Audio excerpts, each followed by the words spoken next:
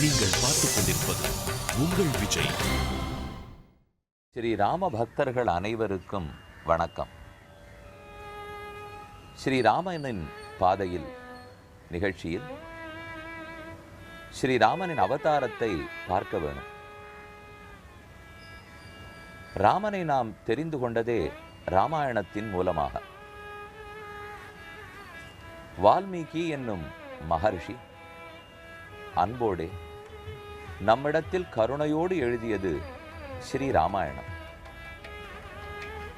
பல மொழிகளிலும் ராமாயணம் உள்ளது. ராமன் பிறப்பதற்கு முன்னால் ராமாயணம் பிறந்ததை பார்ப்போம். தெய்வத்தை வணங்க போகும்போது அந்த தெய்வத்தையே நமக்கு உணர்த்தியவர்கள் குரு, ஆச்சாரியன். அவர்களை வணங்கிவிட்டுத்தானே தெய்வத்தை வணங்க வேண்டும். ஆகவே ஸ்ரீராமனின் பாதை, நம்முடைய யாத்திரை முதலில் வால்மீகி ஆசிரமத்திலிருந்து தான் தொடங்க வேண்டும். அதுதானே நியாயம்.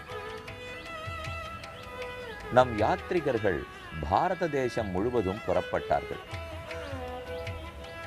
ஆங்காங்கிருக்கும் புகைவண்டிகளிலே ஏறி உத்தரப்பிரதேசத்து கான்பூரை வந்தடைந்தார்கள். அவரவர்கள் வழிக்கு வேண்டிய சாப்பாடு வகைகளை கட்டிக்கொண்டு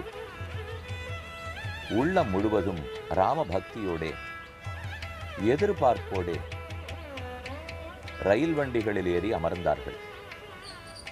வழியனுப்ப வந்தோர் பலர்.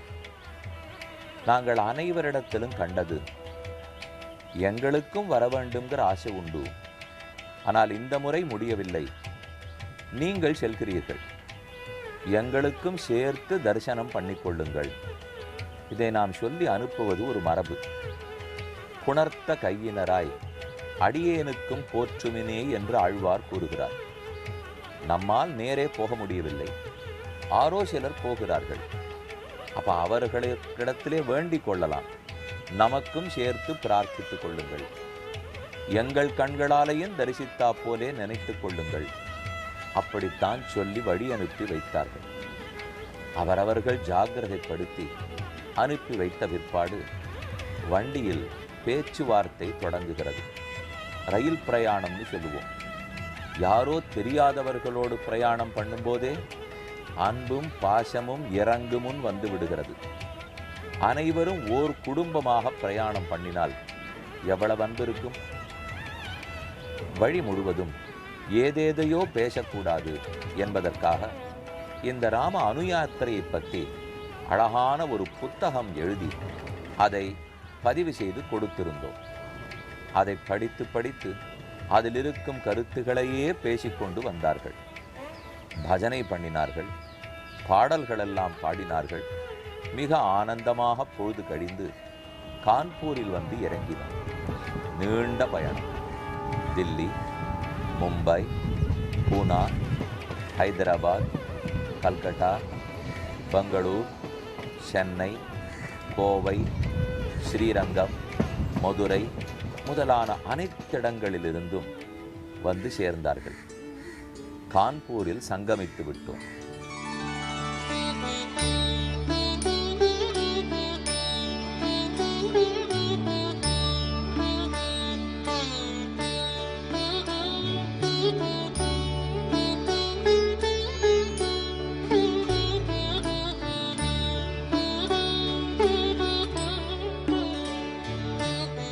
அங்கே புகைவண்டி நிலையத்தில் வெளியே வந்து அங்கு நிற்கும் பஸ்ஸுகளில் அவரவர்களுக்குன்னு இன்னென்ன இருக்கை, இந்தந்த பஸ் என்ன நம்பர் போட்டு கொடுத்திருந்தோம். அதில் ஏறி வடக்கு நோக்கி புறப்பட்டோம். விட்டூர், இதுதான் நம்முடைய முதல் ஸ்தானம். வால்மீகியின் ஆசிரமம் விட்டூரில் தான் உள்ளது. கான்பூரிலிருந்து வடக்கு நோக்கி புறப்பட்டோம். கனௌஜ் என்னும் இடத்தை நோக்கி செல்ல வேண்டும். சுமார் 27 கிலோமீட்டர் பிரயாணம். கான்பூரிலிருந்து கனோஜ் போகும் மார்க்கத்தில் கல்யாணப்பூர் என்னும் இடம் வரும். அங்கே திரும்பினோமானால் விட்டூர், அழகான ஊர், சிற்றூர். விட்டூரில் இறங்கினோம். அனைவரும் நேரே கங்கைக்கரையை அடைந்தோம். சிறு வழிநடை, கால்நடையாக போய் கங்கைக்கரை அடைந்தால் பிரயாணத்தின் வருத்தம் அத்தனையும் தீர்ந்து போயிற்று. சுமார் 1 மைல் அகலத்துக்கு கங்கை சுழித்து கொண்டு ஓடுகிறாள். கங்கை என்ன வாசகத்தாலே கடுவினை களைந்தடுகிற்கும் என்று பெரியாழ்வாருடைய பாசனம். வடக்கு கோடியில் இருப்பது கங்கை. திருவிக்கிரமனுடைய ஸ்ரீபாத தீர்த்தம். பெருமான் உலகத்தை தாவி அளந்தார் திருவிக்கிரமனாக. அவ்வெம்பெருமானுடைய திருவடி பிரம்மாவனுடைய சத்தியலோகத்தை அடைந்தது. பிரம்மா தன்னுடைய கமண்டலு நீரில் தர்ம தேவதையே நீராக உருகினாள். தர்ம தேவதை என்னும் நீரை திருவிக்கிரம பெருமானுடைய திருவடிகளிலே கழுவ அந்த தீர்த்தந்தான் கீழ்நோக்கி பெருகிற்று. அதைத்தான் கங்கா கங்கா என்று சொல்லுகிறோம். நம்ம நோக்கி வந்தவள், நம் பாபங்களையெல்லாம் போக்கக்கூடியவள். அனைவரும் ஆசை தீர அடிக்கடி குழாயிலும் ஷவரிலும் தான் குளித்து நமக்கு பழக்கம். அந்த குறைகளெல்லாம் தீர கங்கையில் இறங்கி புனித நீராடினார்கள். இங்கே பல்லாயிரம் பேர் குளிக்கலாம். 10 நிமிஷத்துக்குள்ளே ஆயிரக்கணக்கானோர் குளித்து விடலாம். கங்கையில் குளித்து அதன் கரையிலேயே அமர்ந்து அவரவர் தங்கள் தங்கள் மதத்துக்குரிய சின்னத்தை, சைவர்களெல்லாம் விபூதி அணிந்து கொண்டு, ஸ்மார்த்தர்கள் விபூதி கோபி சந்தனம் இட்டுக்கொண்டு, வைணவர்களெல்லாம் திருமண்காப்பு சாத்தி கொண்டு, அழகான ஆடை உடுத்தி புத்தாடை கைகளில் சின்ன பைகளில் எடுத்து போயிருந்தோம். அதத்தனையும் முடித்து அங்கேயே அவரவர்கள் பித்திருக்களுக்கு செய்ய வேண்டிய தர்ப்பணம், சந்தியாவந்தனம், நாம ஜபம், மந்திர ஜபம், சூரிய பகவானை குறித்து ஜபம், இது இத்தனையும் கங்கை கரையில் முடித்து கொண்டோம். இதுதான் முதல் பிரயாணம் தொடங்குகிறது. ஆக விட்டூரை அடைந்தோம், கங்கையில் நீராடி கொண்டோம். இனி விட்டூருடைய மகாத்மியம் என்னான்னு பார்க்க வேண்டும். கேட்டாலே வியத்தகு மகாத்மியம்.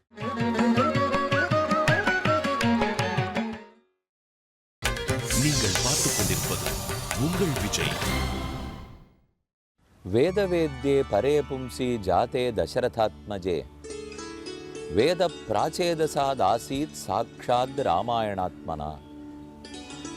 வேதங்களே ஸ்ரீ ராமாயணமாக பிறந்தன. ராமாயணத்தை இயற்றியவர் வால்மீகி. வல்மீகம் என்றால் புற்று. புற்றிலிருந்து தோன்றியபடியால், அதாவது வல்மீகத்திலிருந்து தோன்றியபடியால் இவர் வால்மீகி என்று பெயர் பெறுகிறார். ஸ்ரீராமனின் பாதையில் கான்பூருக்கு வடக்கே பிட்டூர் என்னும் ஊரில் இருக்கும் வால்மீகி ஆசிரமத்தை அடைந்துள்ளோம். இந்த இடத்தின் மகாத்மியத்தை கேள்விப்பட்டால் நாம் மயிர்கூச்செறிந்து ஆனந்த கண்ணீரே வடிப்போம். உலகையே படைக்கும் நான்முகன் பிரம்மாவிடத்திலிருந்து தொடங்கி வால்மீகி வரை, ஏன் வேதவியாசர் வரை தொடர்பு கொண்டதுதான் இவ்வூர். இவ்வூரை தெரிந்து கொள்ள, இதன் பெருமை புரிய நம் பண்டைய பாரத தேசத்தின் வரைபடத்தை உற்று நோக்க வேண்டும். இன்றிருக்கும் அதே இடங்கள்தான். ஆனால் அன்று இந்தந்த இடங்களுக்கு பெயர் மாறுபட்டிருந்தது. அந்தந்த அரசர்களின் பெயராலோ அல்லது வாழும் மக்களின் பெயராலோ இந்த இடங்களெல்லாம் கொண்டாடப்பட்டன. சனாதன தர்மம்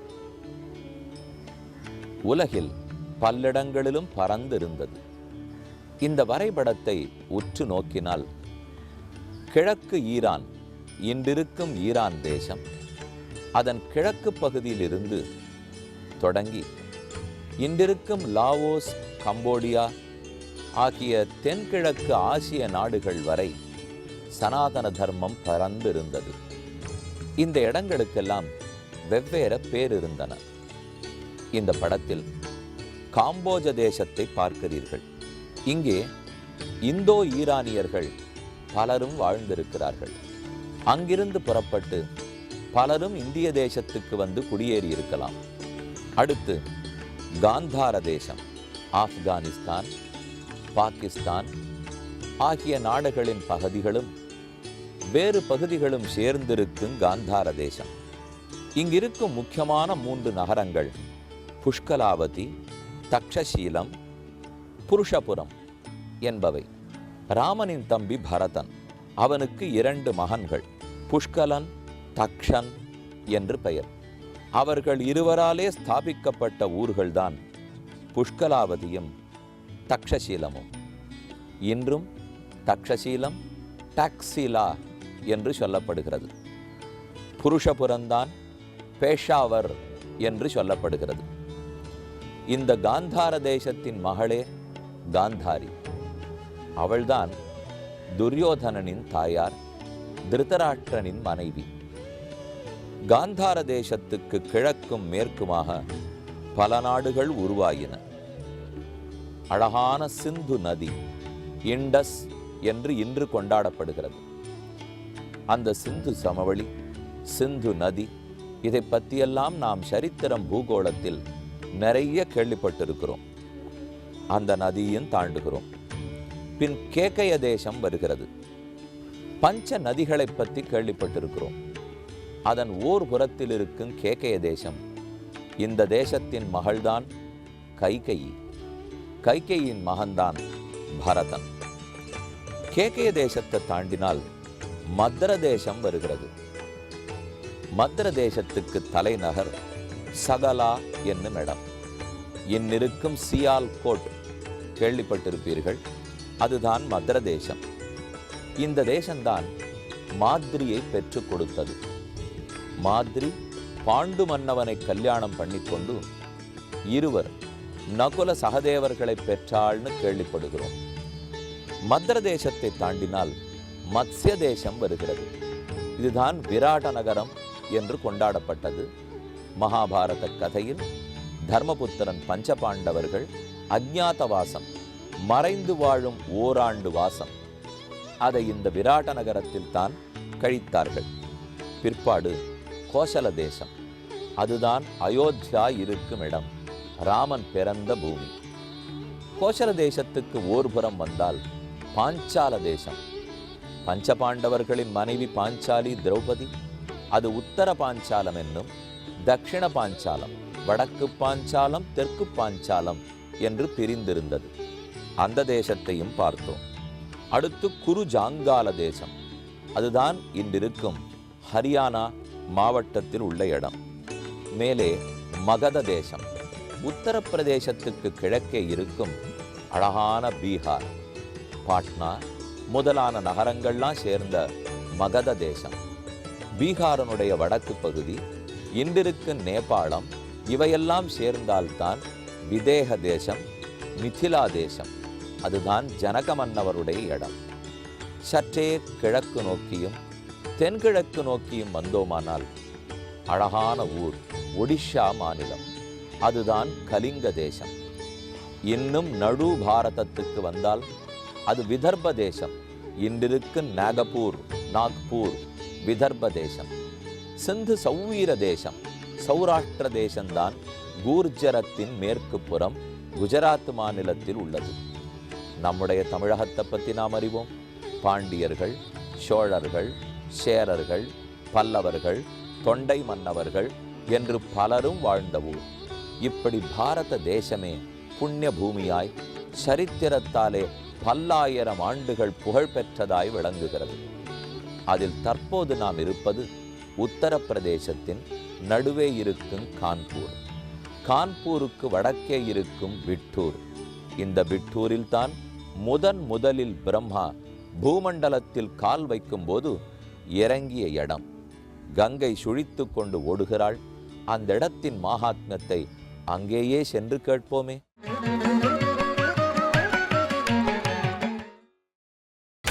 நீங்கள் பார்த்துக் கொண்டிருப்பது உங்கள் விஜய்.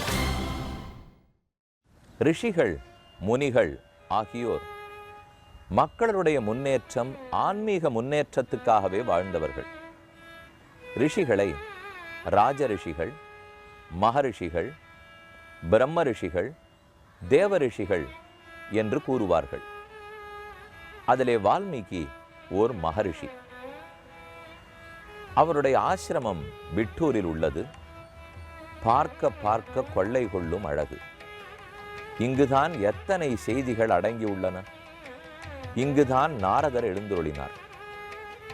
அவரிடத்தில் வால்மீகி 16 கேள்விகளை அடுக்கினார். கோன்வஸ்மின் சாம்பிரதம் லோகே குணவான் கஷ்ய வீரியவான் தர்மஜ்ஞ கிருதஜ்ஞன்னு தொடங்கி 16 உயர்ந்த பண்புகள். இந்த அனைத்து நல்ல பண்புகளும் ஒருத்தரிடத்தில் உள்ளனவா என்று கேட்டார். நாரதர் ஒரே நிமிடம் யோசித்தார். தன் உள்ளத்தை தேர்ச்சி கொண்டார். ஷடக்கென பதில் கூறினார். வால்மீகியே, நீர் கேட்ட அனைத்து உயர்ந்த பண்புகளும் ஒரு தரத்தில் காணப்பட முடியாது. ஆனாலும் கூறுகிறேன், இக்ஷ்வாகு வம்ச பிரபவ ராமோ நாம ஜனைஸ்ருதா. இக்ஷ்வாகு வம்சத்திலே பிறந்தவன் ஸ்ரீராமன். வேதங்களால் போற்றப்படும் பகவான். அவனிடத்தில் தான் அனைத்து பண்புகளும் உள்ளன என்று கூறுகிறார். நாம் முக்கியமான ஒரு குணத்தை புரிந்து கொள்ள வேண்டும். இறைவன் நமக்கு சொல்லிக் கொடுப்பது வேதங்கள், இதிகாச புராணங்கள் ஆகியவற்றின் மூலம்தான் அவன் அறியப்படுகிறான். அறிவோம். வேதைக சமதிகம்யன் பகவான். இந்த வால்மீகி ஆசிரமத்தை சுற்றி பார்ப்போமா? வணங்குவோம். வால்மீகி ஆசிரமத்துக்கே சென்று இந்த ஆசிரமத்தின் ஏற்றம், வால்மீகியின் பிறப்பு ஆகியவற்றை பார்ப்போம்.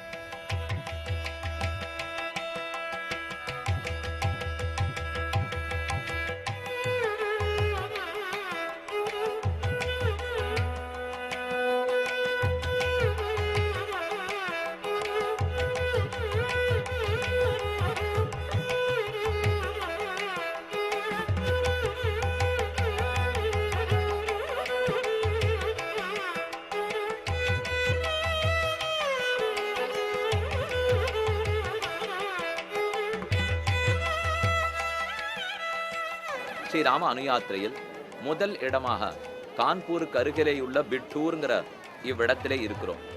இந்த இடத்துக்கு பல மகாத்மியங்கள் உண்டு. ஒன்று, வால்மீகி பகவானுடைய ஆசிரமம் இருந்த இடம். இங்கிருந்துதான் வால்மீகி ஸ்ரீ ராமாயணத்தை இயற்றினார். 24,000 ஸ்லோகங்களோட 500 சர்க்கங்களோட 6 காண்டங்களுக்கு மேலாக மிக உயர்ந்த ராமாயண காவியம் இயற்றப்பட்ட பொன்னான பூமி இந்த பூமி. அதோடு மட்டுமில்லாமல் ராமன் சீதையை கொண்டு போய் கங்கை கப்பால் கர்ப்பிணியா இருக்கிற காலத்துல விட்டுட்டுவான்னு லக்ஷ்மணிடத்திலே சொன்னான். வால்மீகி ஆசிரமத்திலே லக்ஷ்மண் அருகிலே விட்டு போனான். சீதை வந்து தங்கி இருந்து லவகுஷர்கள்ங்கிற குழந்தைகளை பெற்றெடுத்த பூமி இந்த புண்ணிய பூமி. இங்க பக்கத்திலேயே தான் லவகுஷர்களுடைய ஜன்மபூமி உள்ளது. இது லவகுஷர்களுடைய ஜன்மபூமி. அதிலே சின்ன விக்கிரக ரூபத்திலே லவகுஷர்களை சேவிக்கிறீர்கள். பக்கத்துல சீதை, அருகருகிலே கருப்பான திருமேனியோட ராமன் சேவை சாதிக்கிறார். அவருக்கு பக்கத்துல லக்ஷ்மணன், அவருக்கு பக்கத்துல சுக்ரீவ மகாராஜர். இவர்கள் எல்லாரும் சேர்ந்து லவகுஷர்கள் அவதாரமான இந்த இடத்துல சேவை சாதிக்கிறார். இந்த இடத்துக்கு முக்கியம், ஹனுமான் இவ்விடத்துக்கு வந்துள்ளார். ஆஞ்சநேயருடைய திருவடி பட்ட இடம் இது. அதனால எல்லா பாபங்களையும் தொலைக்க வல்ல சவந்த ரூபத்தில் இருக்கிற ஆஞ்சநேயரை இதோ பக்கத்திலே நீங்கள் சேவிக்கிறீர்கள். இதெல்லாம் லவகுஷர்களுடைய மண்டபத்துக்குள்ள இருக்கு. அடுத்து வால்மீகி ஆசிரமத்துக்கு போனோம்னா உள்ளுக்குள்ள வால்மீகி பகவான் பத்மாசனத்தில் அமர்ந்து கொண்டு வால்மீகி ராமாயணத்தில் இயற்றின அழகோடே ரொம்ப அற்புதமா சேவை சாதிக்கிறார். அவருக்கு பக்கத்திலே 110 வருஷங்கள் இன்றளவும் வாழ்ந்து கொண்டு வந்திருக்கிற ஒரு முனி. அவர் நித்தியப்படி ராமநாமத்தை ஜபம் பண்ணிட்டே இருக்கார். வால்மீகி எப்படி சிலாரூபத்தில் இருக்காரோ அதை போல யோகியானவர் அசையாமல் உட்கார்ந்து தன்னுடைய ஜபத்தையும் தபத்தையும் பண்ணிட்டு வர்றார். ஆக இந்த இடத்துல நாம சேவிச்சுக்கிறது வால்மீகி பகவானை. அடுத்து வால்மீகி தன்னுடைய முன் ஆசிரமத்திலே, அதாவது இப்ப ரிஷி ஆயிட்டார், இதுக்கு முன்னாடி எப்படி இருந்தார்? திருடராக இருந்து ஒரு ரிஷியாலே திருத்தப்பட்டு ராமநாமத்தை சொல்ல சொல்லி தன் பாபங்களை எல்லாம் தொலைத்து உயர்ந்த ரிஷியானார்னு கேள்விப்படுறோம் இல்லையோ. பழசு திருடரா இருக்கிறச்சே வால்மீகி எப்படி இருந்தான்ங்கிறதை இதோ இந்த கருத்த திருமேனி விக்கிரக வடிவத்திலே நீங்கள் சேவிக்கிறீர்கள். அதோடு இல்லாமல் சீதை லவகுஷர்களை ஈன்றெடுத்த ஸ்தானம் இது. சின்ன வடிவத்துல சீதையும் பக்கத்துல அதை விட சின்ன உருவத்துல லவகுஷர்களையும் சேவிக்கிறேன். இப்ப மேல பார்த்தீங்கன்னா வனதேவி சீதாதேவின்னு ஹிந்தியில எழுதி வச்சிருக்கா. இந்த ஆசிரமத்துக்கு சீதையை கொண்டு விட்ட உடனே ரிஷிகள்லாம் யாரு யாருன்னு கேட்டார்கள். பல பேருக்கு விஷயத்தை சொல்லிட்டு போக வேண்டாம், ராமன் கொண்டு விட்டுட்டான்னு தெரிய வேண்டாங்கிறதுக்காக வேண்டியவர்களுக்கு சொல்லிட்டு மற்ற பேருக்கு ஒரு சிறந்த வனதேவி நம்ம கிட்ட வந்து தங்கியிருக்காள் அப்படின்னு சொல்லி வால்மீகி பகவான் இங்க தங்க வச்சிருக்கார். அதனாலதான் வனதேவி சீதாதேவின்னு அழகா எழுதி வைத்துள்ளார்கள். அந்த இடத்த சேவிச்சுண்டோம். பக்கத்திலே ஒரு பெரிய மரம் இருக்கு. இந்த மரத்துல தான் ஹனுமானை லவகுஷர்கள் கட்டி வைத்தார்களாம். ராமாயணத்திலே ராம பட்டாபிஷேகம் முடிந்து ராமன் பல அஸ்வமேத யாகங்களை பண்ணிட்டு இருந்தார். யாகத்தின் பொழுதிலே குதிரையை ஓட்டி விடணும், எல்லா சக்கரவர்த்திகளும் செய்யறது. அந்த குதிரையை ஒருத்தரும் தடுத்துடக்கூடாது. அது இந்த பாரத தேசத்தை சுத்திண்டு திரும்ப வந்துடுத்துன்னா யாகம் நடந்தது, பூர்த்தி அடைந்ததுன்னு மேற்கொண்டு அவகிருத ஸ்நானம் பண்ணுவார்கள். அப்படி போயிட்டு இருக்கிறச்சே இந்த இடத்துக்கு ராமனுடைய குதிரை வந்தது. ராமனுடைய குழந்தைகள் ஞான அவனை விட குறைந்தவர்களாக இருப்பார்களா? தாய் 16 அடி பாந்தா குட்டி 32 அடின்னு சொல்றது இல்லையா? அவனை விட வீரம் படைத்தவர்கள்னா லவகுஷர்கள். ராமனுடைய ரொம்ப வீரமான பிள்ளைகளாயிற்றே. ஆனால் அந்த குதிரையை இங்கே பிடிச்சு வச்சுட்டா ஒத்தொத்தரா குதிரையை மீட்டுன்னு போறதுக்காக வருகிறார்கள். ராமன் எத்தனையோ பேரை அனுப்பிச்சு வச்சான், தோத்துப்பட்டா எல்லாரும். ஹனுமானையே அனுப்பி வைத்தான். ஹனுமான் இவ்விடத்துல வந்தார். லவகுஷர்களோட சண்டை போடுறதுக்கு அவருக்கு மனசு வரல. குழந்தைகளை பார்த்த உடனே ரொம்ப காலமா அவர்களோட பக்தியோட சம்பந்தப்பட்டிருக்கிறாப்புல அவருடைய உள்ளத்துல எண்ணம் தோணிப்படுத்து. சண்டை போட மனசு வரலே, குழந்தைகள் கட்டி பிடிச்சிட்டா நல்ல குரங்கு விளையாடுறதுக்கு கிடைச்சதுன்னு இந்த மரத்துல தான் கொண்டு கட்டி வச்சார்கள். பக்கத்துல சீதையின் இடத்துல போய், அம்மா நாங்க ஒரு குரங்கு கூட்டின்னு வந்திருக்கோம், இனிமே விளையாடுறதுக்கு சௌரியமா இருக்குன்னா சீதை வந்து பார்த்தாள். இந்த குரங்கையா குரங்குன்னு சொல்லிட்டு இவரையா விருத்தி கட்டி வைத்தீர்கள் விளையாடுறதுக்காக? இவர் இல்லாமல் போனால் நானோ ராமனோ நீங்களோ இல்லை என்று மாதா சீதாவே குழந்தைகளுக்கு சொல்லி வைத்து ஹனுமத் பிரபாவத்தை பத்தியும் லவகுஷர்கள் புரிந்து கொண்டார்கள்ங்கிறது இந்த மரத்தினுடைய கதை.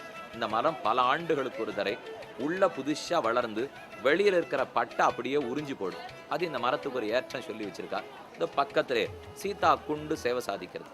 இவ்விடத்துல தான் பூமிக்குள்ளே சீதை புகுந்து மேலே புறப்பட்டு போனாள்ங்கிற சரித்திரமும் சொல்லுகிறார்கள். அந்த சரித்திரம் அநேகமா நைமிஷாரண்யத்திலே நடந்ததாகத்தான் இருக்கும். இருந்தாலும் சீதையினுடைய ஞாபகார்த்தமாக இந்த இடத்துலயே அந்த சரித்திரம் சொல்லப்படுறது. ஆக வால்மீகி ஆசிரமம், சீதை கொண்டு விடப்பட்ட இடம், லவகுஷர்களுடைய ஜன்மஸ்தலம், ஹனுமானை கட்டிவிட்ட இடம், எல்லாருடைய லவகுஷர்கள் போராடின இடம், இப்படி பல இடங்களை வால்மீகி ஆசிரமத்துல நாம சேவிச்சுக்கிறோம். कूजन्तं राम रामेति मधुरं मधुराक्षरम् आरुह्य कविताशाखां वन्दे वाल्मीकिकोकिलम् वाल्मीकिर्मुनिसिंहस्य कवितावनचारिणः शृण्वन्नाम कथानादं को न याति परां गतिम्.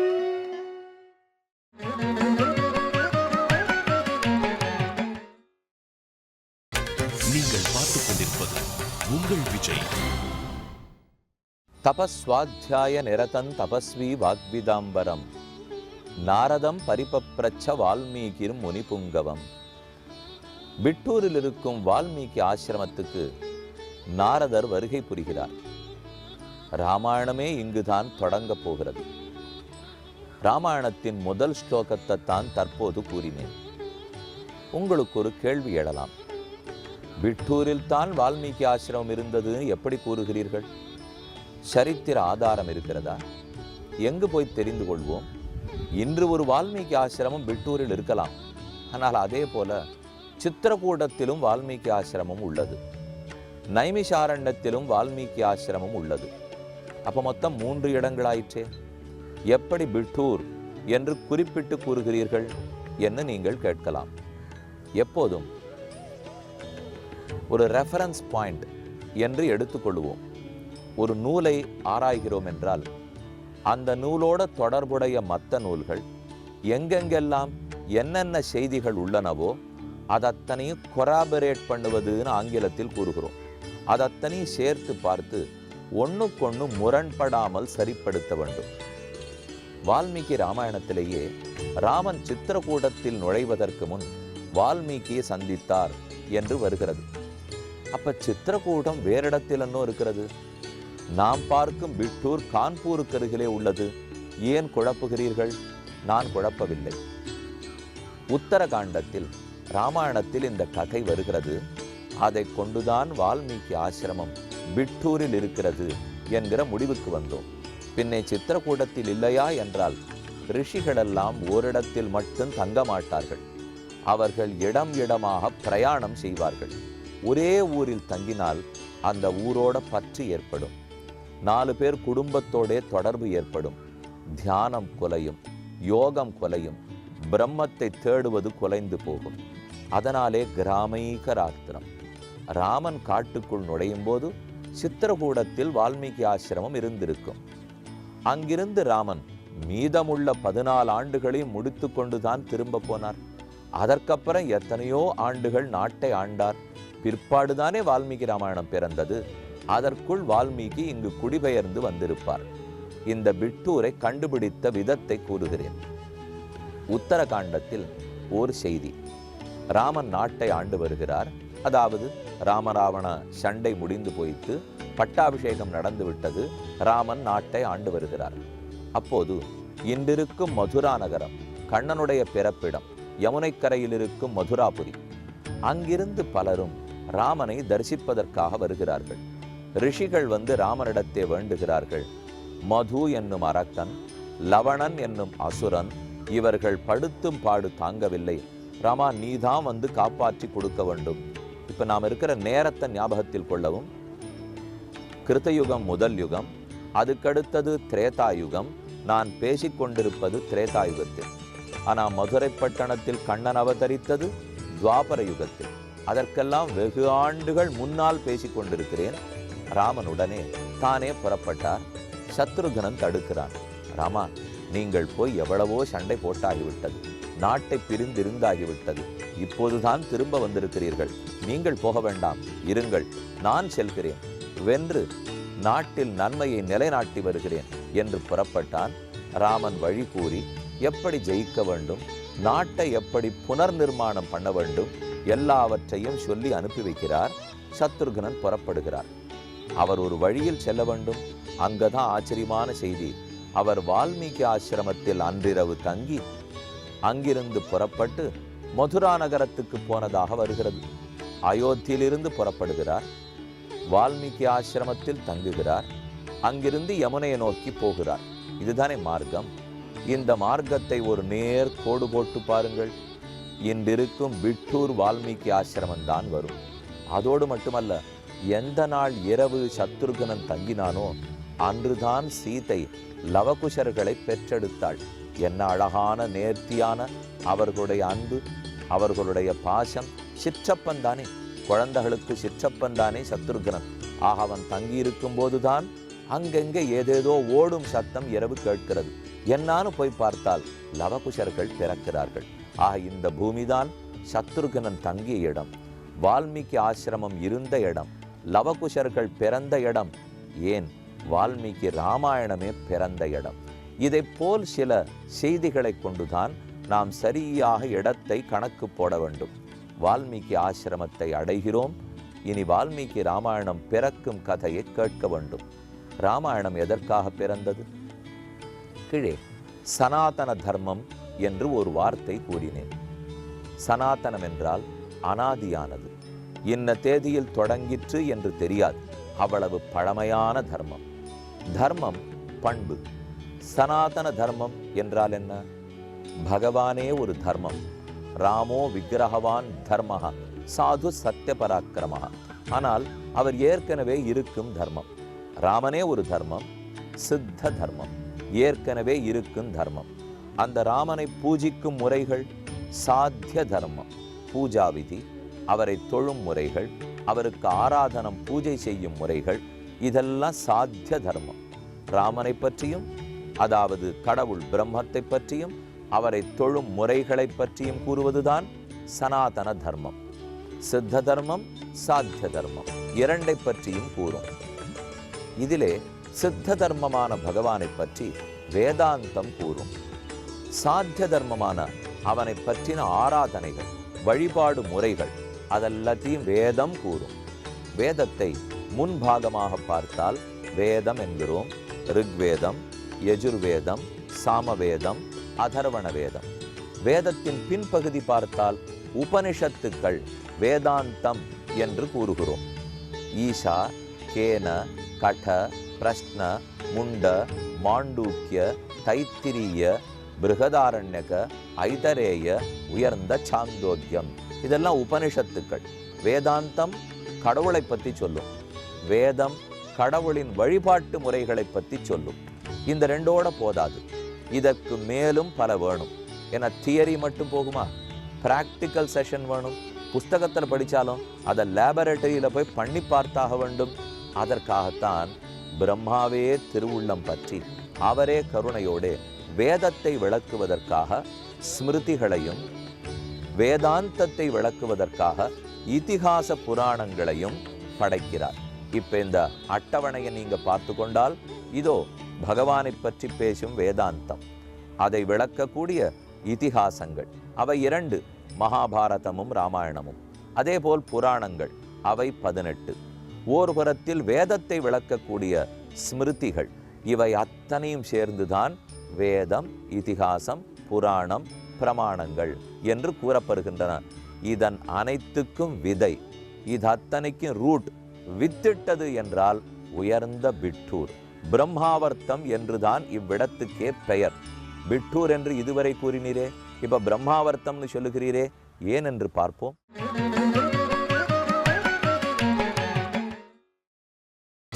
நீங்கள் பார்த்துக் கொண்டிருப்பது உங்கள் விஜய். இதிகாச புராணாபியாம் வேதம் சௌபபிரம்மயேத் பிபேத்யல்பஸ்ருதாத் வேதா மாமயம் பிரதரிஷ்யதி. இது ஒரு புராண ஸ்லோகம். கடவுளை அறிந்து கொள்ள வேதங்கள் தான் ஒரே வழி. நம் கண்முன்னே இருக்கும் பொருளை பார்த்து தெரிந்து கொள்ளலாம், ஒரு பழத்தை சுவைத்து தெரிந்து கொள்ளலாம், பூவை முகர்ந்து தெரிந்து கொள்ளலாம். இப்படி நம்முடைய புலன்களுக்கு புலப்படும் விஷயங்களை நேரே அறிந்து கொள்ளலாம். ஆனால் புலப்படாததை, ஆத்மாவை எங்கிருந்து தெரிந்து கொள்ள? நான் ஏன் இந்த பிறவியில் உயர்வு தாழ்வுகளோடு பிறந்திருக்கிறேன், நான் ஏன் இப்படி இருக்கிறேன் என்பதையெல்லாம் எங்கிருந்து தெரிந்து கொள்ள? பரமாத்மாவான கடவுள் உலகத்தையே படைத்து காத்தழிக்கிறாரே, அவரை பற்றி எங்கிருந்து தெரிந்து கொள்ள? ஆக நம் புலன்களால எட்ட முடியாத விஷயங்களை எல்லாம் வேதங்கள் தான் நமக்கு சொல்லிக் கொடுக்கும். என்ன அழகான கருத்து! வேதத்தால் கூறப்படுபவன் தான் பரபிரம்மம், அவனே பரமாத்மா.